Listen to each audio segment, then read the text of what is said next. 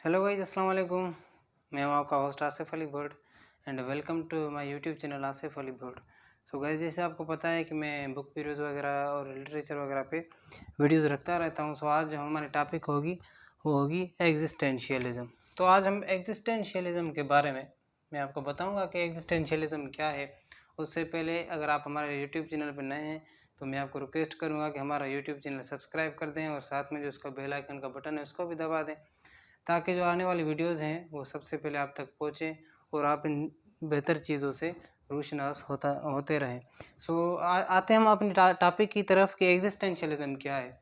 तो सबसे पहले मैं आपको एक बात बताता चलूँ कि एग्जिस्टेंशियलिज़म कोई फ़िलॉसॉफ़िकल थिंकिंग नहीं है। मतलब फ़िलॉसॉफ़िकल थिंकिंग तो है, पर एक कोई क्रिटिक वगैरह नहीं है कि जैसे भाई एक मतलब सोशलिज़म है, कम्युनिज़म है, आइडियलिज़म है, मटेरियलिज़म है, ये सोशलिस्ट आइडियाज़ हैं।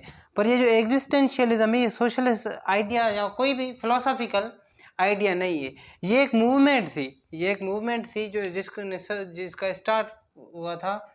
मतलब सोरेन किरकेगार्ड इसका बानी, इसको सोरेन किरकेगार्ड एक डेनमार्क का फ़लसफ़ी है, उसको इसका मतलब बानी कहा जाता है। ये एक मूवमेंट है, एक तहरीक है जो मतलब फ़लसफ़े के लिहाज से सोशलिस्ट तरीके सोशली तरीके हम इसको बोल सकते हैं एग्जिस्टेंशियलिज़म को।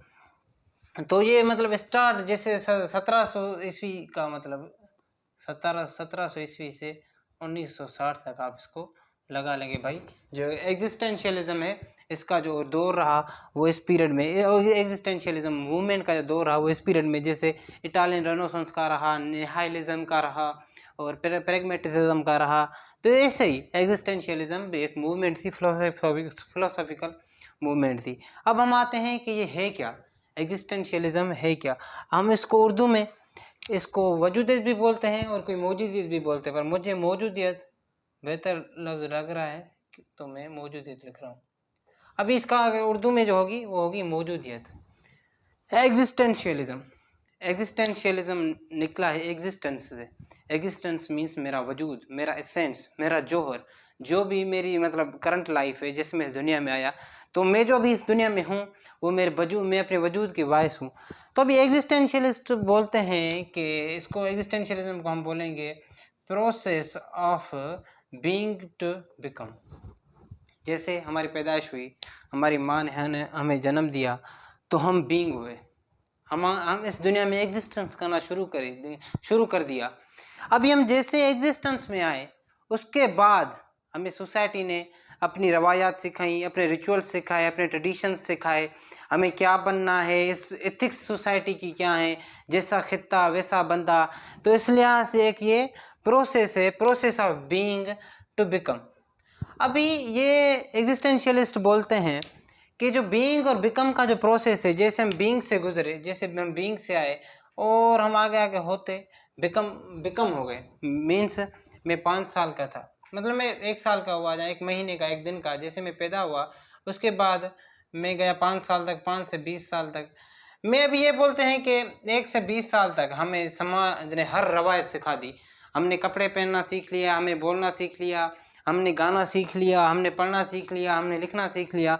ये बोलते हैं कि ये जो प्रोसेस है ये प्रोसेस है बीइंग से बिकम है, बीइंग से बिकम तक जाता है। मतलब ये जो प्रोसेस है इसका कंप्लीट प्रोसेस ये बीइंग से बिकम तक आ पहुंचा। अब इसके बाद ये बोलते हैं कि मैं बीइंग से बिकम तो हो गया, अब मेरा प्रोसेस बीइंग से मैंने हर कुछ सीख लिया, अभी मेरी मर्जी है मैं समाज में कुछ भी करूं। और ये बोलते हैं कि समाज ही हम गुलाम हैं।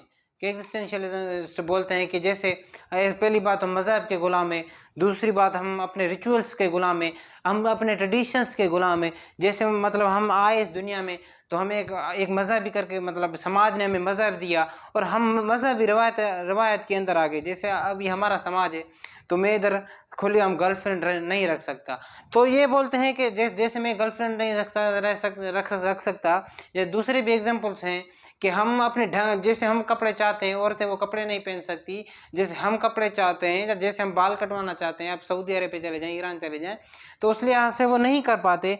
तो इस लिहाज से ये बोलते हैं कि एग्जिस्टेंशियलिस्ट बोलते हैं कि हमें समाजी रिचुअल्स ने गुलाम किया हुआ है। ये बोलते हैं कि समाज कुछ नहीं है, समाज को कोई हक नहीं है कि समाज डिसाइड करे कि मैं क्या बनूंगा। जैसे चार्ल्स बकाउस्की बोलता है कि when you were come in this world you don't know what you would be, but this society, this traditions, this those cultures told you that what you should become. Means के जब मैं दुनिया में आया तो मुझे कुछ पता नहीं था, पर मुझे दुनिया ने बताया कि आपको ये करना है, आपको वो करना है, आपको वो करना है। मतलब बीइंग से बिकम तक का जो प्रोसेस था, मतलब मैंने अपनी लाइफ जी ही नहीं, मैंने समाज की लाइफ जी जैसे समाज ने चाहा है। तो अब ये एग्जिस्टेंशियलिस्ट बोलते हैं कि ऐसा नहीं होना चाहिए। हमारी एग्जिस्टेंस हमारा जो जौहर है वो हमारे मज़हर पे फोकस हासिल करना चाहिए। हमारा जौहर ही हमारा मज़हर होना चाहिए कि मतलब जो मैं चाहूँ वो मैं करूँ। अगर मैं खुश रहना चाहता हूँ किसी भी माशरे में तो मेरी खुशी मेरे तक ही महदूद होनी चाहिए। किसी भी खुदा को कोई हक नहीं है कि मेरी खुशी तय करे, किसी भी सोसाइटी को कोई हक नहीं कि मेरे एथिक्स तय करे, क्योंकि मैं इस दुनिया में आया भी अकेला था और इस दुनिया में मैं रहूँगा भी अकेला, और इस दुनिया से मैं जाऊँगा तब भी अकेला जाऊँगा। अभी जो मैंने आपको थोड़ी इसके ब्रॉडर व्यू दे दिया। अभी एग्जिस्टेंशियलिज्म के दो स्कूल ऑफ थॉट्स हैं, दो नज़रिया हैं, दो मतलब सोचें हैं। एक है क्लासिकल एग्जिस्टेंशियलिज्म और दूसरा है एथियस्टिक एग्जिस्टेंशियलिज्म। अभी क्लासिकल एग्जिस्टेंशियलिज्म है, इसको हम क्रिश्चियन एग्जिस्टेंशियलिज्म भी बोल सकते हैं, क्रिश्चियनिटी का एग्जिस्टेंशियलिज्म भी बोल सकते हैं, जिसका बानी था सोरेन कियरकेगार्ड। मैंने आपको पहले बताया सोरेन कियरकेगार्ड में कि एक डेनमार्क का फलसफी है, ये 1700 में पैदा होता। अभी सोरेन कियरकेगार्ड ने बोला कि we are here for God, we are here for God, we should live for God, and God has all authorities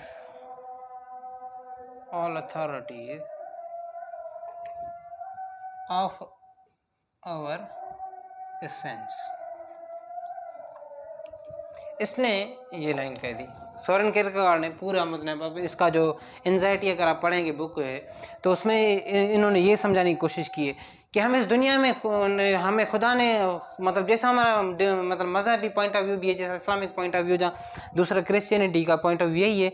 तो सोरेन कियरकेगार्ड ने बोला कि हमारी बिल्कुल हम जब इस दुनिया में आए तो हमारी ज़िंदगी मीनिंगलेस थी, हमारी ज़िंदगी में कोई माना नहीं थी, पर खुदा ने हमें अपनी ज़िंदगी की माना दिए। God has all authorities of our sense, मतलब हमें खुदा ने जौहर दिया है, और जो हम अपनी लाइफ स्पेंड करेंगे वो भी खुदा के जौहर के मुताबिक, और खुदा जैसा चाहेगा हम खुदा के लिए अपनी लाइफ स्पेंड करेंगे, और जिएंगे भी उनके लिए, आए भी उनके लिए, और मरेंगे भी उनके लिए। ये बात कही सोरेन कियरकेगार्ड ने, और फर्स्ट टाइम इसने अपना एग्जिस्टेंशियलिज्म के बारे में बताया कि एग्जिस्टेंस मैटर करती है, पर एग्जिस्टेंस जो होती है वो खुदा के लिए मैटर करती है। उसके बाद हम बात करेंगे हेडगर।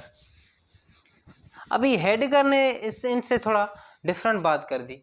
ये जो हेडगर है ये आई थिंक ये फ्रांस का एक फ़लसफ़ी था, ये सोरेन कियरकेगार्ड के बाद आता है हेडगर। हेडगर बोलता है कि we are here for nothing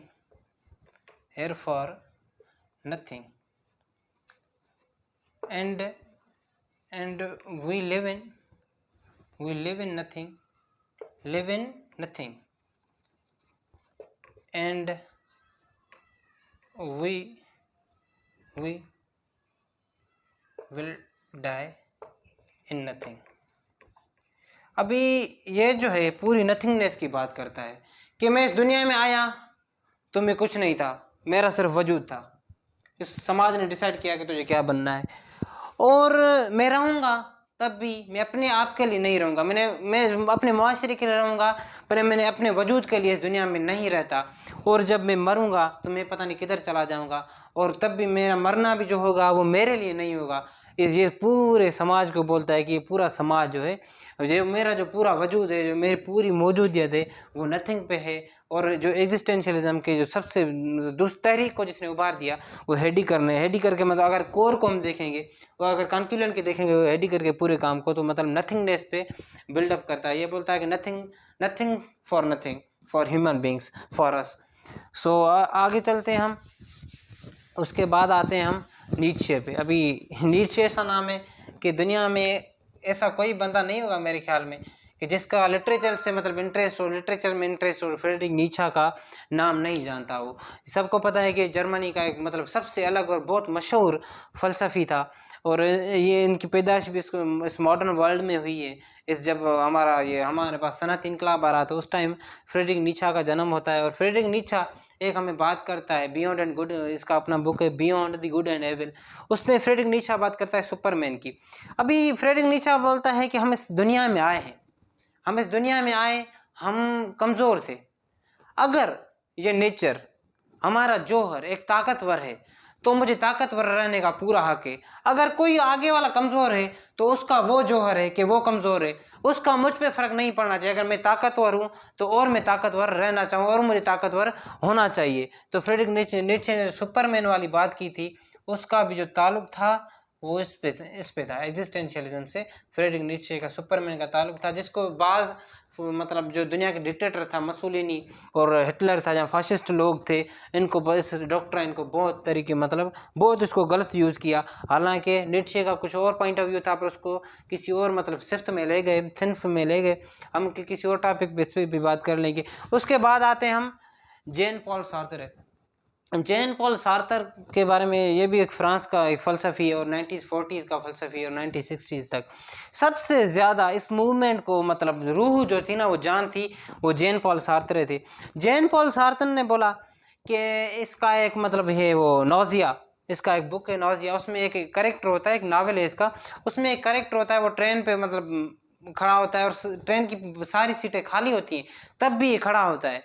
तो इसने जेन पॉल सार्त्र ने उसको मतलब कहने की कोशिश की कि ये देखो, हम समाज में जब आते हैं तो हमारा वजूद हमें बहुत कुछ देता है, पर समाज के जो रिचुअल्स हैं हमें वो जगह मतलब हमें बैठने भी नहीं देते। सीटें भी हालांकि पड़ी हुई हैं, पर हम ट्रेन में वो बेचारा अकेला पूरा मतलब सफ़र करता रहता है, उसमें अलग अलग आइडियाज़ आते रहते हैं जो कि सारे इसने मतलब ये जेन पॉल सार्त्र ने बोला था। मगर एक गिल्टीनेस हमारे माशरे की इसने हमें समझाई थी। ये बोलता है कि इंसान एक कीचड़ में पैदा हुआ है। कीचड़ किस चीज़ का?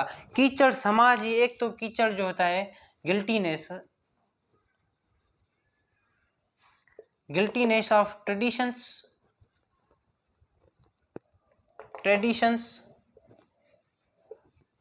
Of society end of religion.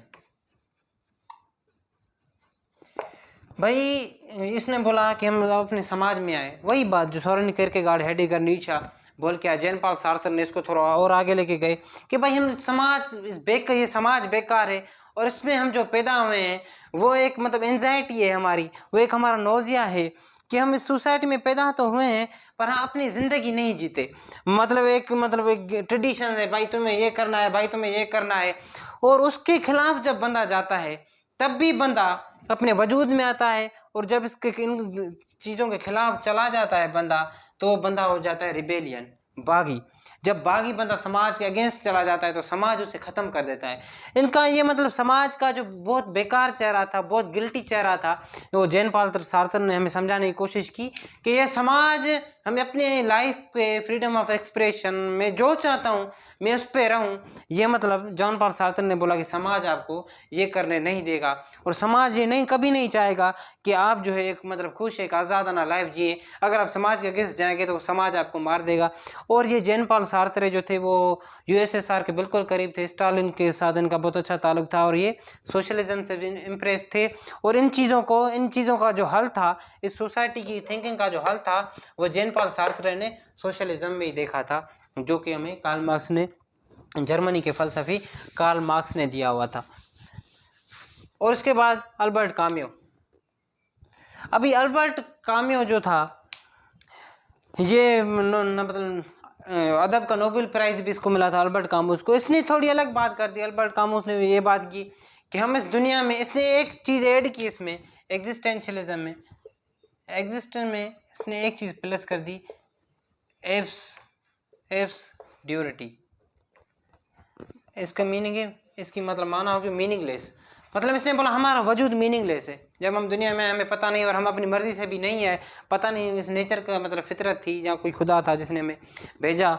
तो अल्बर्ट काम्यू ने बोला कि हम इस एब्सर्डिटी, हमारी लाइफ मीनिंगलेस है और इसका जो मतलब मीनिंगलेस है और मीनिंगलेस ही रहनी चाहिए। इंसान को कोशिश नहीं करनी चाहिए कि भाई मेरी लाइफ अगर मीनिंगलेस है तो मैंने इसको मीनिंगफुल बनाऊं और बहुत बड़ा आदमी बन जाऊं और मैं अपने वजूद से बाहर चला जाऊं। मतलब ये बोलता है कि अगर आप वो करोगे तो आप सोसाइटी, जो जॉन पॉल सार्त्र ने बोला था कि आप सोसाइटी के उसके चुंगल में आ जाओगे और आप एक आज़ाद लाइफ नहीं स्पेंड कर पाओगे। तो अल्बर्ट काम्यू ने बोला कि हमारी लाइफ एब्सर्ड है, अगर हमारी लाइफ मीनिंगलेस है तो आप उसको मीनिंगलेस ही रहने दें। अगर आपने इसका बुक द स्ट्रेंजर पढ़ा होगा तो उसमें एक किरदार होता है जिसकी माँ मर जाती है, तब भी वो खुश रहता है, उसके अपनी गर्लफ्रेंड के साथ सेक्स वगैरह करता रहता है, स्मोकिंग वगैरह, उसी नाइट शराब भी पीता है। तो मतलब ये उसको कोई फ़र्क नहीं पड़ता। वो बोलता है कि जैसे मतलब मेरी एग्जिस्टेंस है, मेरी लाइफ मीनिंगलेस है, मैं किसी पे डिपेंड नहीं, अगर कोई गया है तो मुझ पे फ़र्क नहीं पड़ना चाहिए था। तो अभी हम इसके बस लास्ट में आएंगे। मेरे ख्याल में वीडियो भी थोड़ा बहुत बड़ा हो गया, पर क्या करें, लेक्चर भी बड़ा है। आपको पता है कि एक वीडियो में तो हम समा नहीं सकते, पर मैं कोशिश कर रहा हूँ कि अभी मैं आपको सब पहले बताया था कि दो डॉक्ट्राइन है। अभी हम इन एक क्लासिकल मतलब ये होती है क्रिश्चियन एग्जिस्टेंशियलिज्म और दूसरा होता है एथियस्टिक एग्जिस्टेंशियलिज्म। तो इनका जो मतलब इनके ये दोनों जो थे ना, ये सोरेन कियरकेगार्ड और हेडेगर, ये मतलब जो बानी थे जहाँ इसको सपोर्ट जो करते थे वो मतलब क्लासिकल एग्जिस्टेंशियलिज्म या क्रिश्चियन एग्जिस्टेंशियलिज्म। बाकी जो ये तीन थे जॉन पॉल सार्त्रे वगैरह, ये एथियस्टिक एग्जिस्टेंशियलिज्म को सपोर्ट करते थे। उसके बाद फ्रांस काफ्का ने भी थोड़ा बहुत काम किया था, पर उसने भी वही बातें की हुई थी जो हमने इसको समझाई। और बहुत शुक्रिया, दैट्स इट। और